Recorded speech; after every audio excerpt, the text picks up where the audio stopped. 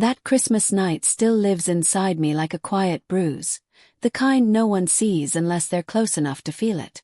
From the outside, everything looked perfect. The stage dressed in warm lights, the orchestra ready, the audience wrapped in celebration. Cameras were positioned to capture joy, tradition, a voice that had become part of people's holidays.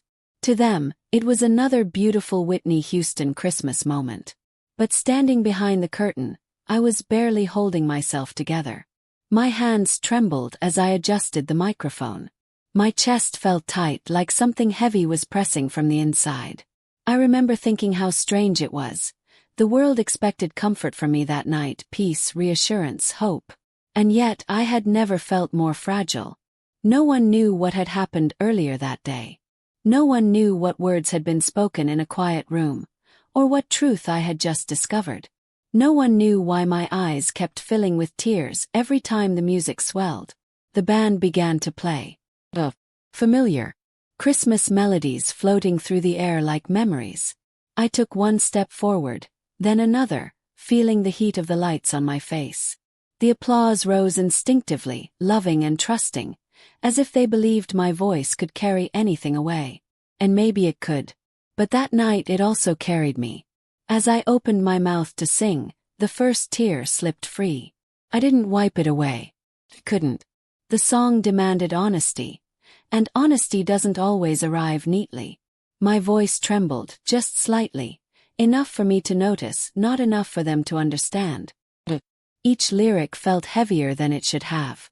Every note held something unsaid.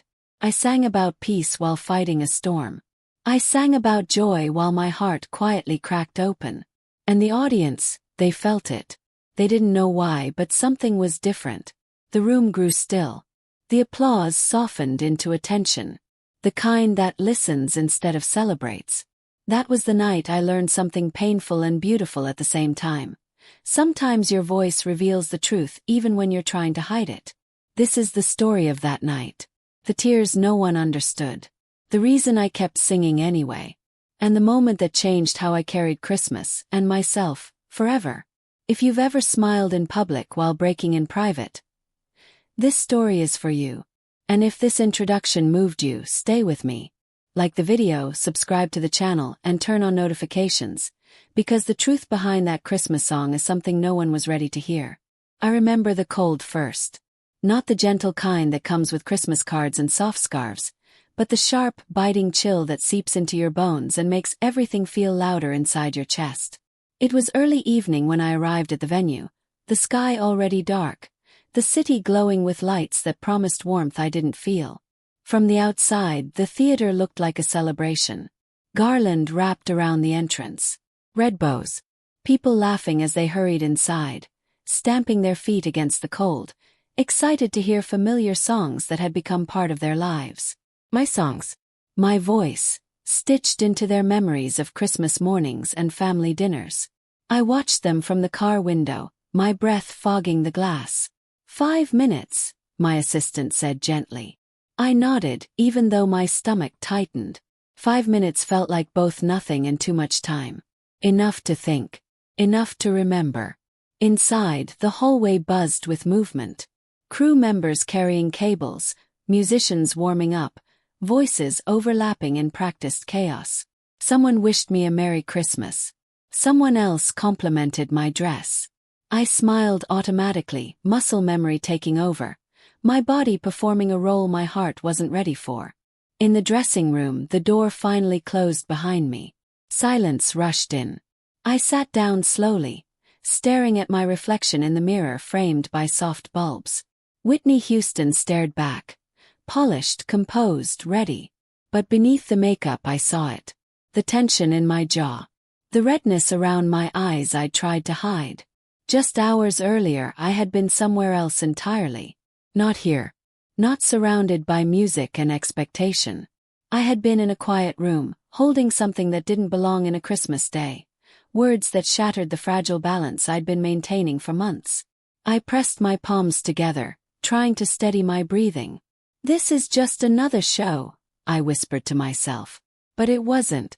I knew that. My body knew it. Every nerve seemed alert, as if warning me that once I stepped onto that stage, there would be no going back to the version of myself that walked into this building. A knock came at the door. "You ready?" the stage manager asked. I stood, smoothed my dress, lifted my chin. "Yes," I said. The walk to the wings felt longer than usual. I could hear the orchestra beginning to tune, the soft swell of instruments finding each other. The sound usually calmed me. Tonight it made my throat tighten. As I waited for my cue, I glanced at the audience through a gap in the curtain. Rows of faces blurred together, glowing softly in the dim light. Families, couples, people holding hands. People who had no idea they were about to witness something different, even if they couldn't name it. The announcer said my name. The applause rose immediately, warm and familiar, wrapping around me like an old coat. For a brief second, I almost believed it would be enough to hold me together. I stepped into the light. The heat hit my skin. The spotlight narrowed the world until it was just me, the microphone, and the music. Smiled. I always smiled. It came easily, even now, even when my chest felt like it might split open. The first notes of the song floated up. Christmas song everyone knew. A song about peace, about comfort, about a kind of certainty I didn't feel anymore. I opened my mouth to sing. And that's when my voice nearly failed me. Not because I couldn't sing, but because the truth was suddenly right there, pressing against every word. My eyes burned. I blinked hard, but the tears came anyway, blurring the lights into soft halos. I sang through it. I always did. But somewhere between the first verse and the chorus I felt it, the shift. The moment when the song stopped being a performance and started becoming a confession. My voice trembled just enough to betray me. My hands tightened around the microphone. I wondered, not for the first time that night, if anyone could hear what I was really saying beneath the lyrics. And as the orchestra swelled and the audience leaned in, unaware of the storm behind my smile, one terrifying thought echoed through me. If I kept singing like this, I might not be able to hide anymore. The applause at the end of the first song washed over me like a wave I wasn't sure I could stay standing in. People were smiling. Some were already clapping along, relieved, reassured. From where they sat, everything looked right again. The voice hadn't broken. The melody had landed where it was supposed to. Christmas had been delivered. But inside me something had shifted. As the orchestra transitioned into the next piece, I took a slow breath and lowered my gaze, letting my curls fall forward just enough to hide my face. It wasn't part of the plan. It was instinct, the same instinct that tells you to shield a wound before someone notices it's bleeding. I sang the second song more softly than usual. I let the notes stretch, linger. I felt the band respond, adjusting to my phrasing in real time. Musicians sensing when something unspoken is happening. They didn't ask questions. They trusted me. That trust made my chest ache. Between songs I spoke to the audience. Light words. Gratitude. A quick laugh when the crowd cheered too loudly. From the outside it probably felt intimate, warm. Inside I was choosing every word carefully, afraid that if I said the wrong thing, everything I was holding back would spill out. I avoided eye contact with the front rows. I knew if I looked too closely at someone's face, really looked, I might see myself reflected there. And I wasn't ready for that.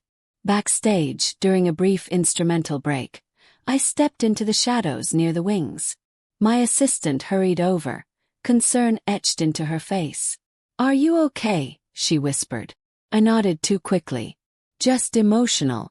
It's Christmas." She studied me for a moment, then squeezed my hand. "You sound beautiful." Beautiful. The word followed me everywhere like it explained everything. I returned to the microphone just as the next song began. Slower, heavier. One I'd sung 100 times before. One that usually felt like armor. Tonight it felt like exposure. As I sang, memories pushed their way in without asking permission. The conversation from earlier that day replayed in fragments. A voice low and serious, a truth delivered without softness, the way the room had gone quiet afterward. I remembered how I'd sat there, nodding, pretending to absorb it like a professional, while something deep inside me had gone completely still. I had walked out of that room knowing nothing would ever feel uncomplicated again. My voice cracked on a sustained note. It was small. Most people wouldn't have noticed. But I felt it like a fault line shifting under my feet. A murmur moved through the audience. Not disappointment, not judgment. Curiosity. I recovered quickly, pushing forward, finishing the phrase strong.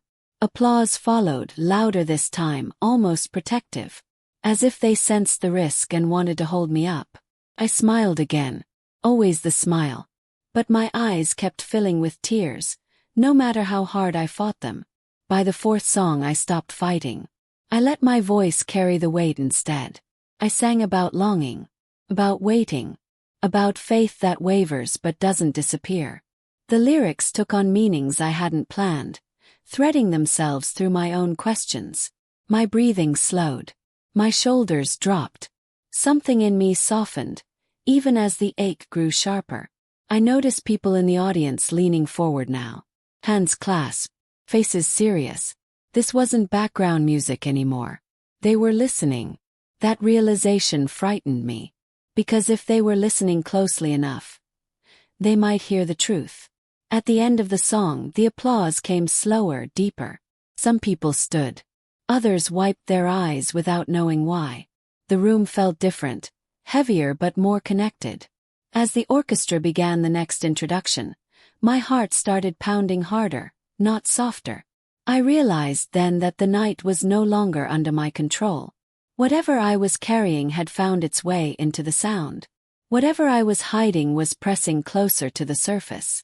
And as I lifted the microphone for the next song, the one that meant the most, the one I hadn't planned to sing so honestly, a terrifying thought took hold.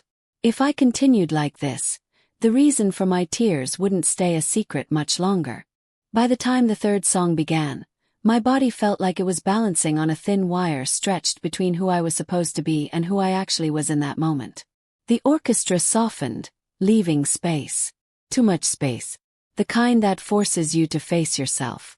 I shifted my weight, the heels of my shoes pressing into the stage floor, grounding me just enough to keep from floating away inside my own thoughts. I glanced toward the band, and the pianist met my eyes. There was a question there. Not spoken. Not invasive. Just awareness. I nodded slightly, signaling him to follow me. Not the arrangement. He did. The first notes were bare, almost fragile. I could hear my own breathing between them. The microphone felt heavier in my hand, as if it knew what was coming before I did. This song had always been about comfort. Tonight it became about confession. I sang the opening line slowly, carefully, letting the words land instead of rushing past them. With every lyric, the memory I'd been avoiding pushed closer.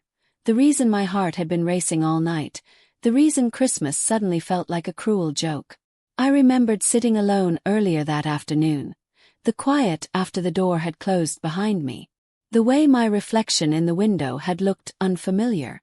The way my hands had rested in my lap, completely still, as if my body had already decided to shut down before my mind could catch up.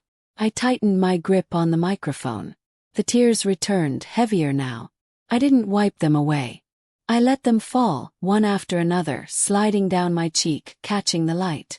Somewhere in the audience, I heard a sharp intake of breath. Someone had noticed. But I wasn't sure anymore. The song swelled, and with it, the ache in my chest. I sang about holding on when everything feels uncertain, about trusting a love you can't see clearly anymore. The words wrapped themselves around my own doubts so tightly that for a moment, I forgot I was on a stage at all. I was just a woman standing in the truth. When the song ended, the silence was immediate and complete. No clapping. No movement. Just a shared stillness that felt sacred and dangerous at the same time. Then the applause came. Slower than before, deeper, filled with something heavier than celebration. Understanding, maybe. Or concern. I lowered my head slightly, pretending to bow, using the movement to breathe. As the lights dimmed briefly for the transition, I stepped back toward the wings. My assistant rushed toward me again. Her voice urgent this time. "Whitney," she whispered. "People are noticing." Are you sure you want to keep going like this? I looked at her, really looked. I saw fear in her eyes. Not for the show, but for me. I don't know how to do it any other way tonight, I said honestly. She swallowed. Okay. That was it. No argument. No pressure. Just trust. I returned to the center of the stage as the lights rose again. Brighter now, unforgiving. The next song was one I hadn't planned to sing at all. It wasn't on the set list. It wasn't expected. But it was the one echoing inside me. I hesitated. Just for a second. That second stretched longer than it should have. The band waited. The audience waited. Thousands of people held their breath without knowing why. Could still turn back. Could still choose safety. I could still keep the reason for my tears locked away. Instead, I lifted the microphone and spoke. This next song, I said softly, my voice already breaking, is about loving something deeply and realizing it may not love you back the same way. A murmur rippled through the crowd. The first chord rang out, unmistakable. Gasps followed. This wasn't a Christmas song. Not really. It was something else entirely. Raw, personal, exposed. As I sang the opening line, my voice trembled harder than before. Not from weakness, but from proximity. I was too close now. Too close to the truth I'd been hiding, not just from them, but from myself. Halfway through the song, my vision blurred completely. Tears poured freely now, uncontained. I felt my chest tighten, my breath hitch, the sound threatening to collapse. I stopped singing. The music faded with me. For a long, unbearable moment, I stood there in silence, tears streaming, the entire room frozen in shock.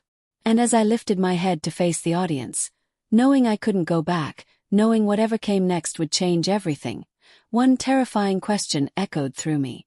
If I told them why I was really crying, would this night ever be remembered the same way again? The silence after I stopped singing felt louder than any applause I had ever heard. It pressed against my ears, my chest, my thoughts.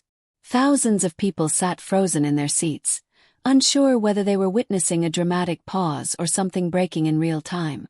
The band had gone still. The conductor's hands hovered in the air, waiting for a signal that didn't come.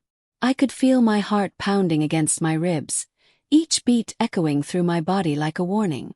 For a split second, I considered apologizing, smiling it away, making a joke, anything to pull us all back into the comfort of performance.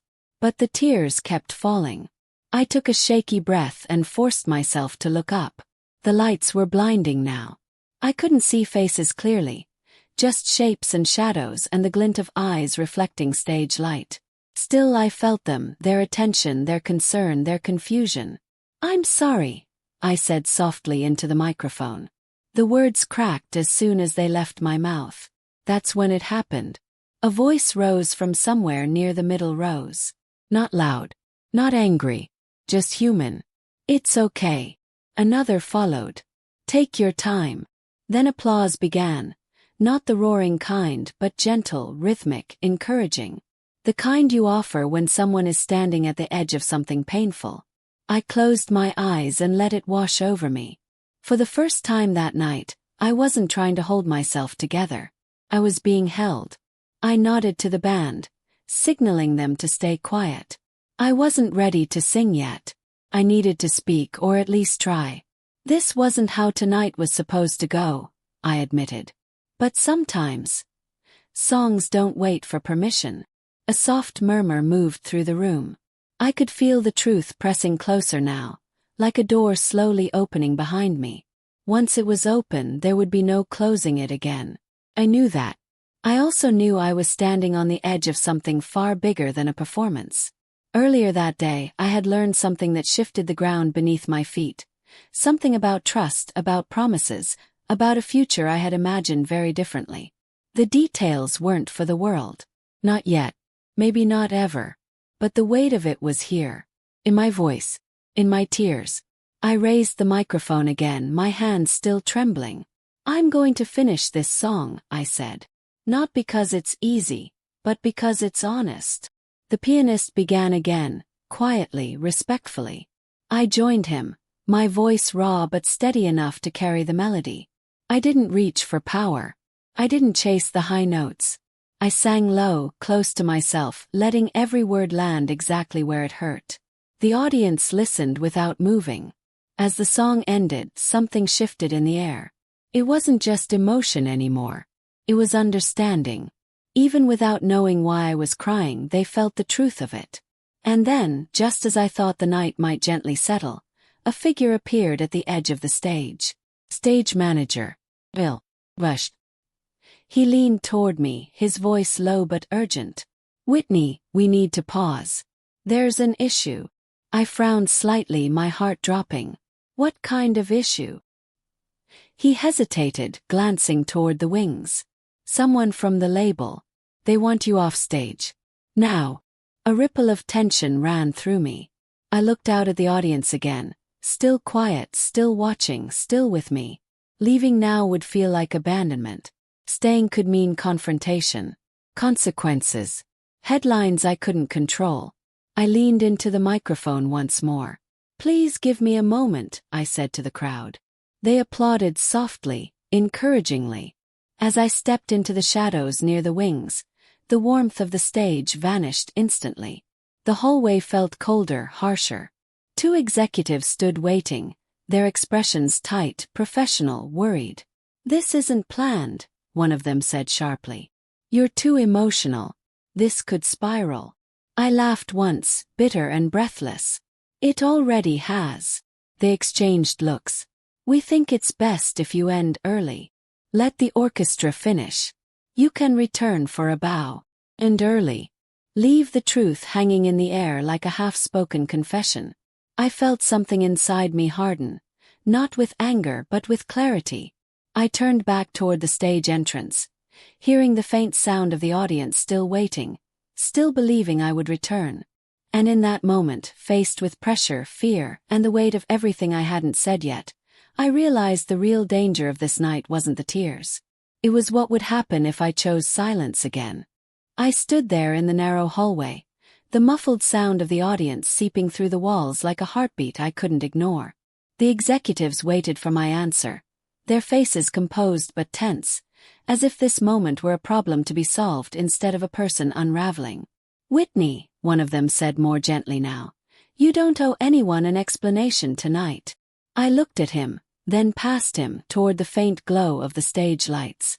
"That's the problem," I replied quietly. "I've been living like I owe everyone everything." They didn't respond. Silence followed, thick and uncomfortable. I took a breath and stepped away from them. No one stopped me. As I walked back toward the stage, my legs felt weak, but my mind had never been clearer. I knew the risks. I knew how quickly a moment like this could be turned into a headline, a rumor, a story that would live without my permission. But I also knew what it cost to swallow truth. I'd been paying that price for years. The audience began to applaud as soon as I reappeared, relief washing over the room. I could feel it. They weren't clapping for the performance anymore. They were clapping for my return. I stepped back into the light. For a second I just stood there, letting the sound rise and fall. My eyes scanned the crowd, and this time I didn't look away. I saw faces flushed with emotion, eyes shining, people holding their breath as if they understood that whatever came next mattered. "I wasn't supposed to come back out," I said into the microphone. A murmur rippled through the room. "But I didn't want to leave you with half a song, or half of myself." The applause grew louder, then faded as I raised my hand gently. "I can't tell you everything," I continued. "And maybe one day I will. But tonight isn't about details. It's about honesty." I felt my throat tighten again, but I didn't fight it.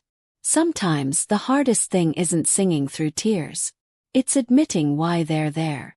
The band remained still. No music. Just my voice unprotected.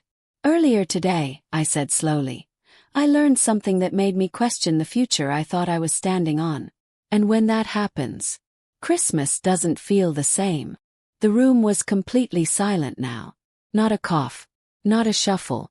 "I came out here planning to give you comfort," I said. "But I didn't realize how much I needed it too." A tear slid down my cheek. I wiped it away this time, not to hide it, but because I was ready to keep going. I'm not broken, I added. But I am human. And tonight that has to be enough. I nodded to the pianist. He began to play, softly, tentatively, a melody that felt like forgiveness. I sang again, but differently now. Freer. Not because the pain was gone, but because it no longer owned me. My voice wasn't as powerful as usual. It didn't soar. It stayed close, intimate, wrapped in breath and truth. And somehow, it reached farther than anything I'd sung before. When the final note faded, the audience stood as one. The applause was thunderous, not celebratory but reverent, as if they had witnessed something fragile and didn't want to break it. I bowed my head, overwhelmed, my chest rising and falling as I tried to take it all in. Backstage afterward, the air felt electric. Some people avoided my eyes. Others hugged me without saying a word. My assistant held my hands tightly, her own eyes wet. That was brave, she whispered. I wasn't sure bravery was the right word. Later, alone in my dressing room, the quiet returned. I removed my earrings slowly, carefully, as if sudden movements might shatter the moment. My phone buzzed on the table. Messages were already pouring in. Praise, concern, confusion, love. Then one message appeared that made my breath catch. It was from the same person who had spoken the truth earlier that day. Short. Simple. We need to talk. I stared at the screen, the weight of it settling in my chest. Whatever I had learned wasn't finished with me yet. And as the echoes of the audience's applause faded into memory, I realized the night hadn't given me closure. It had only opened the door to what came next. The theater was empty by the time I finally stepped outside. The cold air hit my face immediately, sharp and sobering, like it wanted to make sure I was still awake. Snow hadn't fallen, but the streets glistened as if they were holding on to the memory of it. Christmas lights reflected in puddles along the sidewalk, distorted and trembling, beautiful but unstable. I pulled my coat tighter and stood there for a moment, alone, listening to the city breathe. Inside my pocket, my phone felt heavier than it should have. That message, "We need to talk," pressed against me, not urgent but unavoidable. For once, I didn't rush to respond. I needed to understand what this night had already given me before I stepped into whatever came next. A car passed slowly, someone singing along to a Christmas song on the radio, unaware of how close they were to the moment that had just unraveled me and stitched me back together at the same time. I realized then that something fundamental had shifted. For years, I had believed my responsibility was to be strong so others didn't have to be. To sing clearly so no one noticed the cracks beneath the sound. To turn pain into something polished, palatable, safe.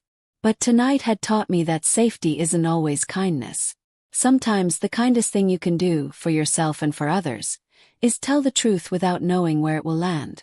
I got into the car and watched the theater disappear behind me. No more applause. No more lights. Just the hum of the engine and my own thoughts, finally unguarded. When I arrived home, the house felt still in a way that didn't scare me. I turned on a lamp, its soft glow warming the room, and sat down on the couch without taking my coat off. For a while I did nothing. No music, no phone, just breathing. I thought about the audience, how they hadn't needed details to understand, how they had listened not just with their ears, but with their hearts, how they had stayed with me even when I faltered. That mattered. It reminded me that connection doesn't require perfection.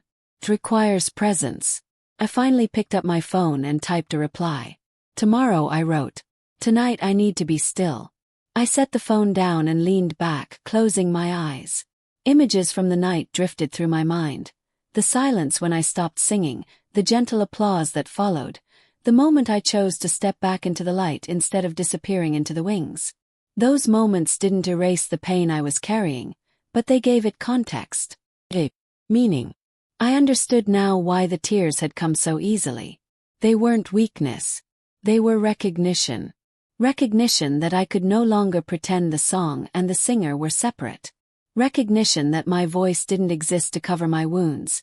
It existed to reveal them, so they could finally breathe. Some time later, I stood at the window and looked out at the quiet street. Christmas was still here, even after everything. Not the perfect version. The real one. The kind that holds joy and grief in the same hand. I smiled softly. I didn't know what tomorrow's conversation would bring. I didn't know how the world would interpret this night, or what headlines might grow out of it. I didn't know how long it would take for my heart to steady again. But I knew this. That Christmas, I had sung through tears not because I was breaking, but because I was finally refusing to disappear inside my own silence. And the world, without knowing why, had felt it.